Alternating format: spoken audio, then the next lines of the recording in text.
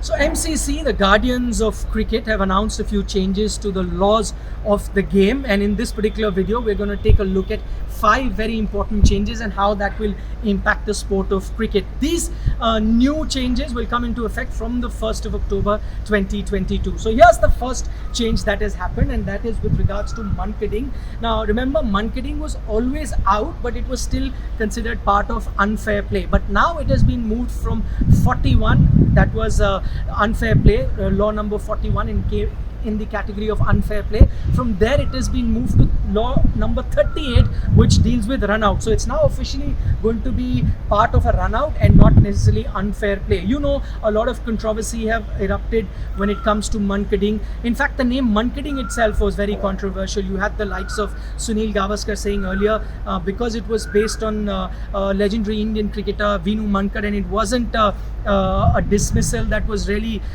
respected in the game of cricket, and a lot of legends felt that to even name it after a cricketer is going to bring him disrepute, and it shouldn't be done. So let's not even call it Mankading. Anyway, now from unfair play, that is law 41, it's moved under run out. So it was legal earlier as well, but now there are no issues as well, and the MCC considers that is effectively, for those of you who don't know, this is when the bowler is coming into his bowling strike, but before he bowls, he just gets the non-striker out, and if he's out of the crease, that is what was essentially called Monketing, and now it will be part of run out. So that is law number 1 that has changed. Law number 2 that has changed, and that is who's going to be on a strike when the batsmen have crossed while the ball was in the air. Earlier, if you remember, according to the laws of the game, if I was the striker and I struck the ball, it went into air, and then my non-striker and me crossed each other, then even if I was out, the non-striker took strike for the next delivery, and the batsman who walked in had to go in as the non-striker. Now, this played a very important role, especially in limited over format, especially in T20 cricket, where towards the death, a tailender would just try and whack it, and he knew that even if he gets out, at least the batsman in form, if there is an established batsman batting alongside him, he will take stride, and it became very crucial for the last 5-6 deliveries, where established batsmen could really, slog you for an hour. 20-30 runs towards the end, and it would really impact the game. Now what the change has happened is, now whoever was on strike, and if I struck the ball, it went into air, and even if I crossed my non-striker, still the batsman that is coming in will have to take strike. Doesn't matter if the 2 batsmen have crossed, and this effectively has been done to reward the bowler. Now imagine the bowler has picked up a crucial wicket, but he's not going to be happy because maybe a tailender is out and the established batsman comes and takes strike. So where is the dividend that he's going to get for bowling a good delivery? Now with this rule change, the bowler can really celebrate if he gets a wicket, because he knows the batsman who was batting after him will be even a lesser batsman compared to the one who was batting. So you really get some sort of a benefit of picking wickets towards the end, and this is rule number 2 that is changed.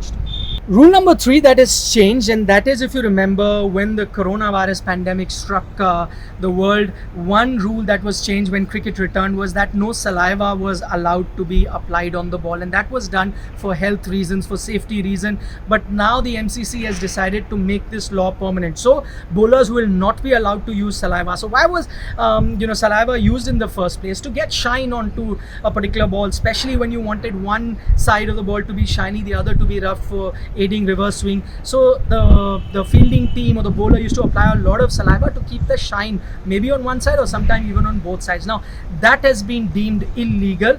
Why that has been done is because MCC conducted some sort of a survey and realized that when the saliva wasn't allowed, sweat was being used by the bowlers and fielding team, and they thought, based on their research, whether you applied saliva or you applied sweat, no visible change was there when it came to how much the ball was swinging. So they feel that saliva is not needed. With the sweat also, the ball was swinging as much as the fielding team or the bowler wanted. So why not have a rule where saliva will not be allowed at all? So now what will happen if you allow saliva? It's going to be treated as an unfair mean, just as any other unfair mean, whether you're trying to tamper with the ball. Sometimes you've seen players eating candies because the sweetness of the candies also helps the ball swing. So these were illegal practices. They were dealt with in a manner, and now even if you're not eating any sort of candy, just applying saliva, this will also be treated in that way. That means an unfair mean it will be considered. So rule number 4 that has changed is with respect to the wides. Now remember, If you see, there are white signs here on both sides that are marked for a batsman. If you're a right-hander, the umpires look at that, sort of an indication that they've got a mark for the wide, and anything down the leg side was anyway considered a wide. That is changed now to assist the bowler. So what has happened now? The umpires will now take a look at where the batsman was throughout the time that the delivery was bowled. Earlier, you only took into account where his initial stance was and you gave wide depending on that. Now, because batsmen move a lot, there's a lot of lateral movement that batsmen do. Now all of that will be considered before the umpire decides of giving a wide. So what will happen? Let's say if I'm a batsman and if I was batting like this while the bowler was in his run up and I moved here, and so if the ball is to my off stump, even though it's gone beyond that white mark for the wide, the umpire may still not give it wide because he's looking at my stance when the ball was bowled. So if the ball goes from here, which is really further away from the stump, even from here, but if it's within my reach because of my lateral movement, the umpire will consider that and not give a wide. Similarly, for the behind the leg. So for example, if I'm batting like that, and usually the ball, if it would go from here, that means to the 6th to the 7th stump, beyond that, then it would be wide in a normal batting scenario. But if I have moved like this, and if the ball goes from here, which is now beyond my leg side, but from here, which would have been my normal batting position, even this, the umpire, if he wants, he may not give it wide. So all positions will be considered. Normal positions that he was batting, the umpire will look at that. Even my lateral movements, whether if I'm moving like this or whichever way I'm moving, all of that will be considered. And this has been done to really give benefit to the bowler, because up until now batsmen were taking a lot of advantage where they could move. Now the umpires are going to look at. So what will happen is that almost you will see negligible amount of wides being given whenever the batsman moves. If he remains in his normal batting positions, he will get those wides. But if any sort of movement happens, more often than not, you will see no wides being given. So law number 5 is the illegal changing of the fielding position by a fielder. So what does illegal changing of that fielding position means and how that has changed? So earlier, if I'm fielding in point, for example, and the batsman is batting like that, when the bowler is in the delivery strike, if I quickly change my position from point to cover, this was the illegal changing of position. I could not do that.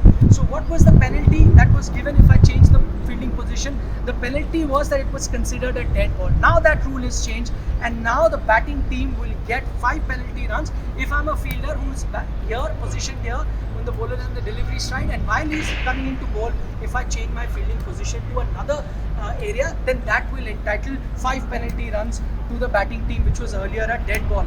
In certain circumstances, you can change the position. For example, if I'm in point and when the bowler is running and if I'm walking up closer to the batsman, that is considered legal. That's not illegal. You are allowed to do that.